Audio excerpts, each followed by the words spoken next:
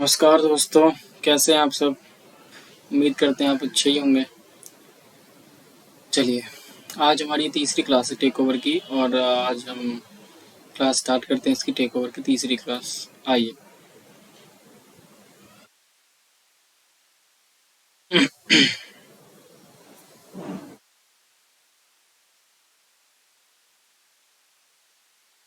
दोस्तों, सबसे पहले देखते हैं आज हम कि हमारे टेक ओवर का जो लाने का मेन उद्देश्य क्या था, क्यों हम टेक ओवर को लेके आए।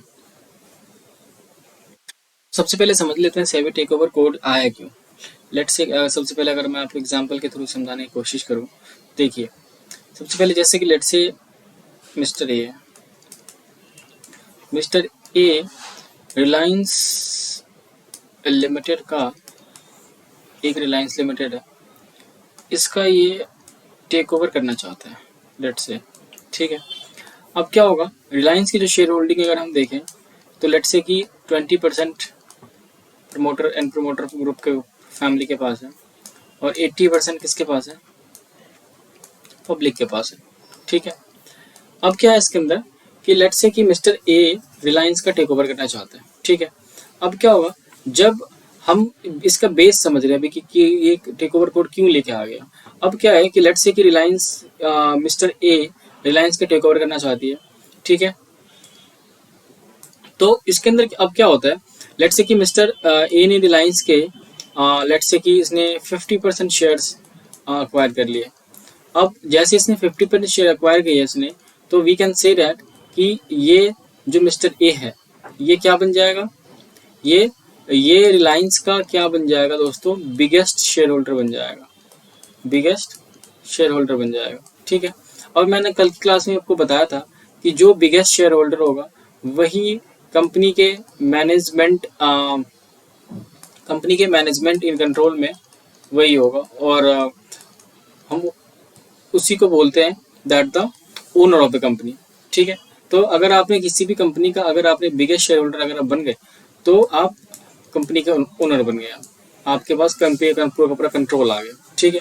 अब क्या होगा दोस्तों, अब एक बात को यहाँ पे समझते हैं जरा कि मिस्टर ए अगर 80% पब्लिक का शेयर अगर लेट से कि अगर ये इसमें से ये 50% शेयर अपने पास ले रही है अगर, ठीक है दोस्तों। अब क्या होगा, 50% शेयर लिया अगर, तो जो ऑब्वियसली जो रिलायंस के एग्जिस्टिंग शेयर होल्डर्स होंगे, जो रिलायंस के एग्जिस्टिंग शेयर होल्डर होंगे। ठीक है। अब ये जरूरी तो नहीं है ना कि अब ये बंदा अगर इस कंपनी के रिलायंस के अंदर आएगा तो ऑब्वियसली पूरे के पूरे बोर्ड के बीओडी को चेंज करेगा, पूरे का बोर्ड का स्ट्रक्चर चेंज करेगा, है ना। तो हो सकता है कि जो इसके एग्जिस्टिंग शेयर होल्डिंग रिलायंस के, उनको ये जो चेंजेस कर रहे हैं मिस्टर ए, उनको वो चेंजेस पसंद ना आए। जो एग्जिस्टिंग शेयर होल्डर है रिलायंस के, उनको शेयर होल्डर्स जो भी हैं उनको वो चेंजेस, रिलायंस के जो भी शेयर होल्डर्स हैं उनको ये चेंजेस पसंद ना आए। इसी वजह से गवर्नमेंट ने, सेबी ने ये रेगुलेशंस लेकर के आए कि आपको क्या करनी पड़ेगी, आपको करनी पड़ेगी आपको क्या करनी पड़ेगी। इसलिए जो एग्जिस्टिंग शेयर होल्डर्स हैं, एग्जिस्टिंग शेयर होल्डर्स हैं, या फिर दूसरी उसमें कह लो जो भी डिसेंटिंग शेयर होल्डर्स हैं, जो भी डिसेंटिंग शेयर होल्डर्स हैं, उनको क्या करना पड़ेगा, उनको एक एग्जिट अपॉर्चुनिटी देनी पड़ेगी, उनको एक एग्जिट अपॉर्चुनिटी देनी पड़ेगी। ठीक है दोस्तों। अब एग्जिट अपॉर्चुनिटी के लिए भी अब बहुत सारे इसके अंदर हम जब रेगुलेशंस के अंदर जाएंगे तो आपको आप देखने को मिलेगा आपको कि एग्जिट अपॉर्चुनिटी एक्चुअल में होती क्या है। एग्जिट अपॉर्चुनिटी अब लेट से कि अब ऐसे भी तो हो सकता है कि भैया मिस्टर ए क्या करता है, लेट से कि जो रिलायंस का एक शेयर है, रिलायंस का एक शेयर जो है वो मार्केट में 100 रुपए का चल रहा है। अब ये भाई डिसेंटिंग शेयर होल्डर्स हैं, अब ये mister A existing share holders को बोलेगा कि भाई देख मैं तेरे को तो 50 रुपये दूंगा, 50 रुपए का दूंगा। तो नहीं, ऐसा भी नहीं हो सकता। इसके लिए आप आगे जब सेक्शन में जाएंगे तो आप एक रेगुलेशन 8 पढ़ेंगे। उस रेगुलेशन 8 में बताया गया है कि शेयर की प्राइसिंग क्या होगी जब ये आप ये ऑफर टेक ओवर ये एग्जिट अपॉर्चुनिटी आप जब भी दे रहे हो, या तो कह लो जो भी आप टेक ओवर ऑफर दे रहे हो अगर अपने जो भी डिसेंटिंग शेयर होल्डर्स है, तो उसके लिए प्राइसिंग के लिए अलग से एक रेगुलेशन, आप प्राइसिंग रेगुलेशंस, आप रेगुलेशन नंबर 8 पढ़ेंगे। उसमें बताया गया है कि आपको ये प्राइस कितना कोट करना है जब आप टेक ओवर जब आप टेक ओवर कर रहे हो, या फिर जो भी डिसेंटिंग शेयर होल्डर्स हैं उनको आप किस प्राइस पे आप शेयर ऑफर करोगे। अब इनके अंदर भी हम देखेंगे कि यार जब आप आगे पढ़ोगे आगे क्लास में तो आपको पता चलेगा कि आप प्राइसिंग के लिए भी बहुत सारे आपको क्राइटेरिया दिए गए हैं जो कि आपको फुलफिल करना होता है कोई भी आपको एग्जिट अपॉर्चुनिटी देने से पहले। ठीक है दोस्तों, तो ये जनरली पूरा का पूरा बेस हो गया। अब हम अगर हम रेगुलेशंस की बात करें, चलिए इसको जरा मैं रफ कर देता हूँ, फिर मैं आगे आपको बताता हूँ।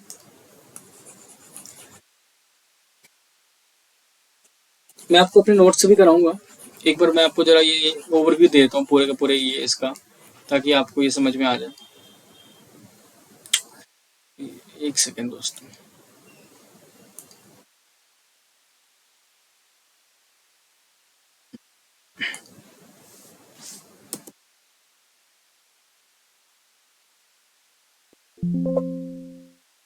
चलिए आइए, अब हम देखते हैं यहाँ पे, अगर हम बात करें ना टेक ओवर कोड 15, ठीक है। अब इसके अंदर हम देखें ना अगर दोस्तों, तो इसके अंदर जो हमारे को देखने को मिलता है,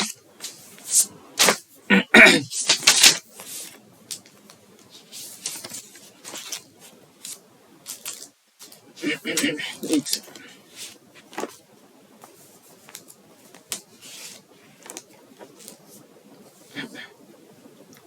आइए इसके अंदर जो देखने को मिलता है दोस्तों हमारे को, टोटल अगर आप पूरा का पूरा टेक ओवर कोड देखें ना, तो जो टोटल रेगुलेशंस हैं टेक ओवर कोड के अंदर वो टोटल 35 रेगुलेशन है। बट हमारे सिलेबस में मोस्टली ये 29 तक ही जाता ही है, 29 रेगुलेशन नंबर तक ही जाता ही है, जिसमें से कि सबसे पहले अगर देखेंगे आप तो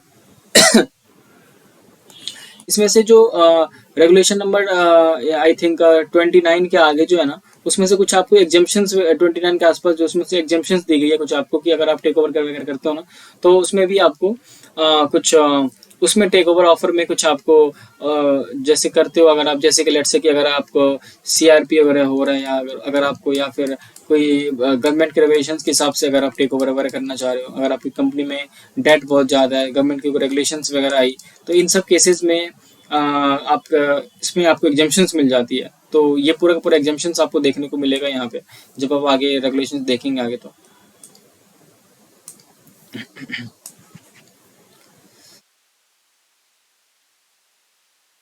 ठीक है दोस्तों, अब हम बात कर लेते हैं यहाँ पे, एक सेकंड आइए। सबसे पहले हमारा रेगुलेशन नंबर, सॉरी, सबसे पहले जो हमारा रेगुलेशन 1 है, अगर हम देखें अगर रेगुलेशन नंबर 1 हमारा क्या कहता है कि जो ये सेबी ने इसे SEBI substantial acquisition and take over code को जो नोटिफाइड किया गया था, नोटिफाइड किया गया दोस्तों, वो 3 सितंबर 2011 को इसे नोटिफाई किया गया था, और जो इसकी इफेक्टिव डेट थी वो थी 23 अक्टूबर 2011। ठीक है, ये सिंपल सा रेगुलेशन 1 है हमारा, इसमें बस इतनी सी बात लिखी हुई है। अब जो रेगुलेशन 10 है वो हम पहले भी देखा हमने, इनफैक्ट आपने कंपनीज एक्ट में देखा होगा, रेगुलेशन जो 2 है ना वो जनरली डेफिनेशंस के सेक्शंस होते हैं सारे के सारे, डेफिनेशंस वगैरह होते हैं जिसमें जिसमें से कुछ बहुत इंपॉर्टेंट कुछ डेफिनेशन देखने को मिलेंगे आपको, जिसमें सबसे पहले जो है सो अक्वायरर की डेफिनेशंस आपको देखने को मिलेगी कि अक्वायरर किस किस को बोला जाता है। तो हम अगर अक्वायरर की बात करें यहाँ पे, तो अक्वायरर कौन होता है? अक्वायरर कहते हैं कि जो हमारे एक्ट में लिखा हुआ है, मैं उसको बता रहा हूँ आपको कि acquirer means any person, any person बोले तो मतलब कि अक्वायरर मीन्स एनी पर्सन। ठीक है, acquirer means any person who acquire और agree to acquire, who acquire और एग्री टू अक्वायर। ठीक है, या फिर कह लो डायरेक्टली और इनडायरेक्टली। ठीक है दोस्तों, आइदर हिमसेल्फ और टू हिज पीएसी। ठीक है दोस्तों, अब ये क्या अक्वायर करता है, या तो शेयर्स या फिर कंट्रोल। ठीक है,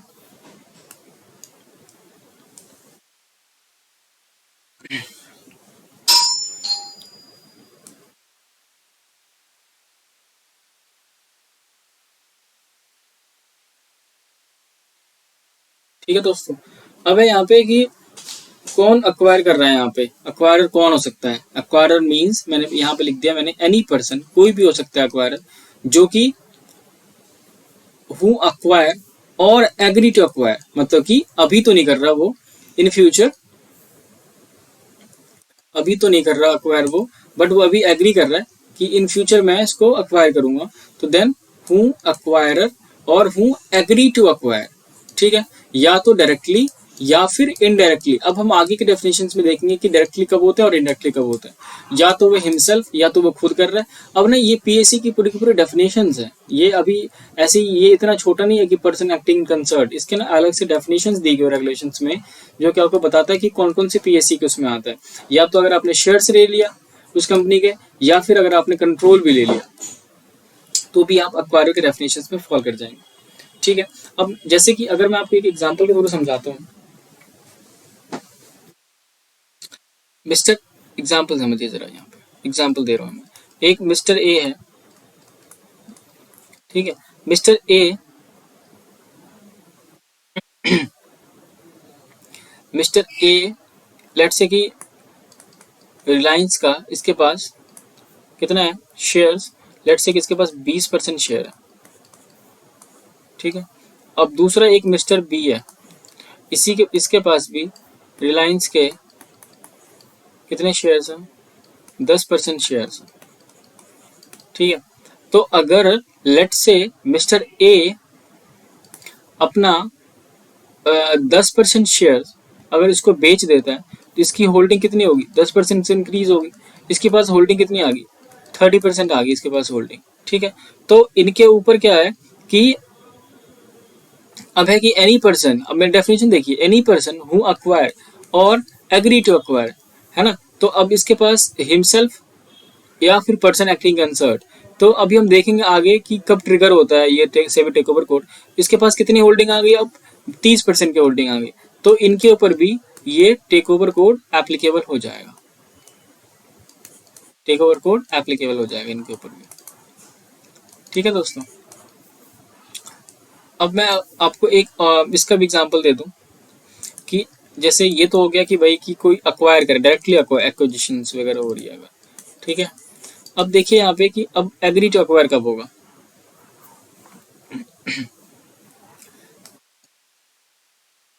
एग्री टू अक्वायर में क्या होता है, एक सेकेंड।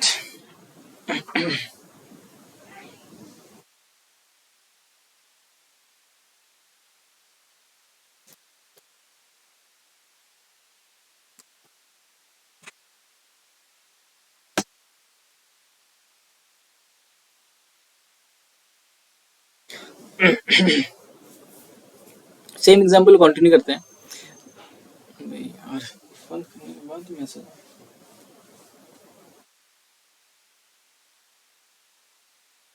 सेम एग्जांपल कंटिन्यू करते हैं। लेट्स से कि मिस्टर ए है, ये मिस्टर बी है, सेम एग्जांपल, इसके पास 20% शेयर है, इसके पास 10% शेयर है। ठीक है, अब क्या होता है कि मिस्टर ए और मिस्टर बी ये दोनों एग्रीमेंट करते हैं दैट मिस्टर बी एग्रीमेंट करते हैं कि लेट से कि 1 जनवरी 2024 को मैं अपने तेरे को 10% शेयर दे दूंगा। एग्रीमेंट हुआ किस तारीख को, इस डेट को एग्रीमेंट हुआ। ठीक है, अब इसके पास क्या हुआ, 30% शेयर आ जाएंगे कब, 30% की होल्डिंग कब आ जाएगी, 2024 में आएगी 1 जनवरी को। दैट इज ये क्या है, एग्री टू, ये क्या करें इन्होंने, एग्री टू अक्वायर।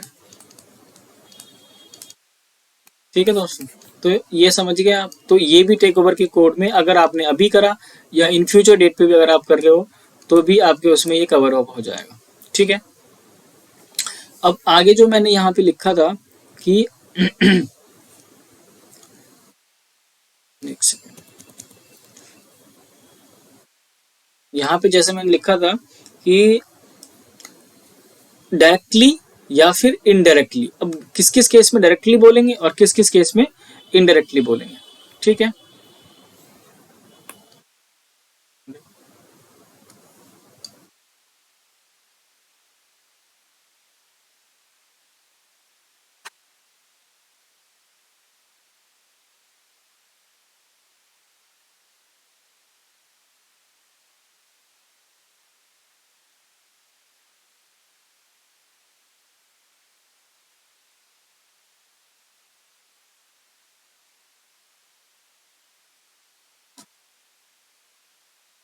एक सेकेंड। अब है किस किस केस में बोलेंगे कि ये,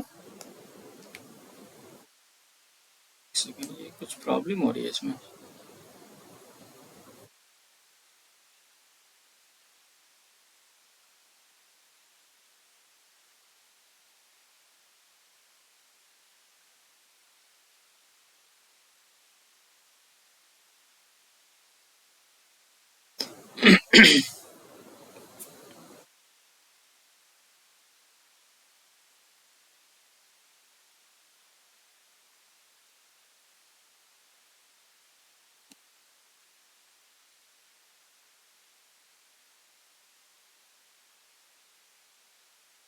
थोड़ी दोस्तों थोड़ी सी ग्लिच हो रही है इसमें, may be something not right.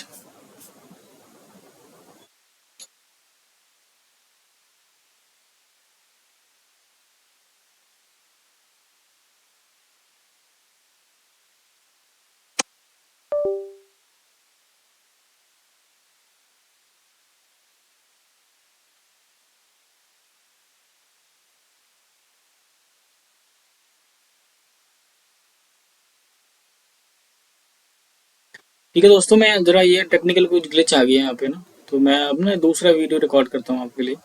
उसको मैं यहीं पे पॉज करता हूँ, मैं दूसरा वीडियो रिकॉर्ड करके डालता हूँ इसके ऊपर।